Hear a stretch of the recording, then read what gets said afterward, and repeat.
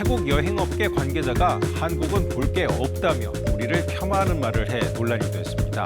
오늘은 태국인 불법 체류로 인한 입국 거부 문제를 알아봤습니다. 그런데 이거 남의 일일까요?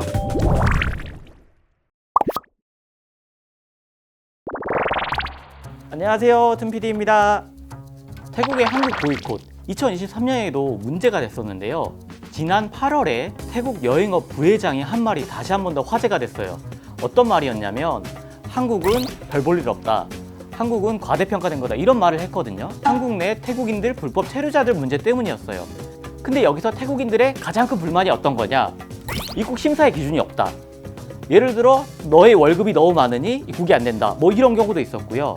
또 아이돌 콘서트를 가는데 네가 진짜 아이돌 콘서트를 보는 게 맞냐, 뭐 이런 경우 때문에 막는 경우도 있다고 했거든요.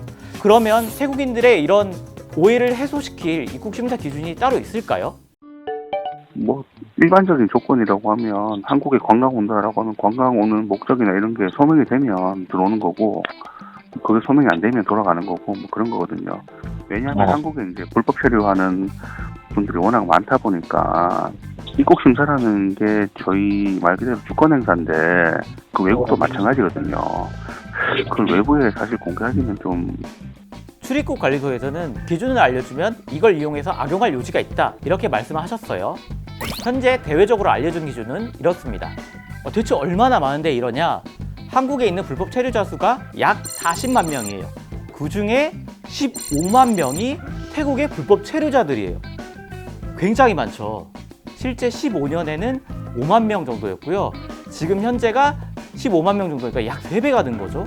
약 15만 명. 이 숫자 자체도 놀라운데 더 놀라운 점은 한국에 체류하고 있는 태국인들의 78%가 현재 불법 체류자인 거예요.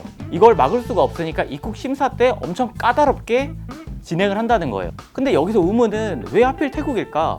태국은 1인당 GDP가 연간 약 7,000달러로 우리나라 돈은 약 1,000만 원 정도 되거든요. 생각보다 잘 버는 나라인데, 그럼 옆에 있는 베트남이나 필리핀 같은 경우는 훨씬 작단 말이에요. 그 사람들이 많이 들어와야 되잖아요. 그런데 태국과 우리나라는 무비자 협정이에요. 반면에 필리핀과 베트남은 우리나라에 비자를 내고 들어와야 되기 때문에 실제로 태국 사람들이 들어오기가 훨씬 더 쉬운 거죠. 이 점을 이용해서 태국인들이 점차 늘다 보니까 결국 15만 명이라는 숫자까지 된 거예요. 근데 보통 불법 체류를 하는 경우에는 임금 때문에 많이 하잖아요. 그럼 여기서 떠오르는 나라가 하나 있죠. 우리나라랑 가까운 일본. 일본의 불법 체류자는 약 6만 명, 그 중에서 태국은 6천 명이거든요. 우리나라랑 비교했을 때 굉장히 적죠. 그 이유가 일본은 일단 잡히면 강제 추방이 5년에서 10년 정도 되고요. 거기에 수시로 단속을 나간다고요. 특히 공장이나 도시 외곽 지역에 보통 그런 분들이 많잖아요. 그런 분들을 집중적으로 단속한다고 해요. 반면에 우리나라는 조금 더 유화적인 정책을 써요. 자수를 하면 좀 감경해 주거나 이런 정책을 쓰기 때문에 우리나라의 불법 체류자들 숫자가 이렇게 더 많다라고 볼 수 있거든요. 좀 조치를 취할 필요는 있을 것 같아요. 그래야 태국의 선량한 관광객들이 피해를 보지 않을 거 아니에요. 여기서 끝이라면 좋겠지만 여기서 흥미로운 점을 발견했는데요. 불법 체류자, 이거 남의 나라 일일까요? 아까 일본에 불법 체류자가 약 6만 명 정도로 했거든요. 1위의 나라가 어디냐? 바로 한국입니다. 예전에는 우리나라와 일본의 임금 격차가 꽤 있었잖아요. 그때 불법 체류를 하는 분들이 꽤 많았고 권고를 내리기도 했어요. 최근에는 학생들도 많이 가죠. 학생들이 공부를 하다가 학업을 중단하면 보통 비자가 끊기거든요. 근데 여기서 한국에 돌아오면 더 힘드니까 그냥 여기서 계속 불법 체류한다는 거예요. 거기에 뭐 이직을 하거나 이럴 때 이제 연장이 안 되니까 그냥 산다는 거예요. 근데 일본은 비교도 안 될 정도로 우리나라가 불법 체류를 많이 하는 나라가 있습니다. 바로 미국이에요. 우리나라가 미국에서 불법 체류하는 숫자가 약 10만 명이 넘습니다. 멕시코나 뭐 기타 나라들에 비해 적다고 생각할 수 있지만 한국은 미국 내 불법 체류 상위 10개국 중에 하나입니다.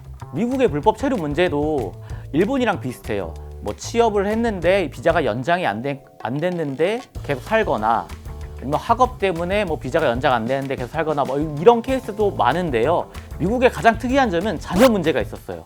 미국에서 아이가 태어나면 미국에서 쭉 살 수 있거든요. 단 부모님은 아니에요.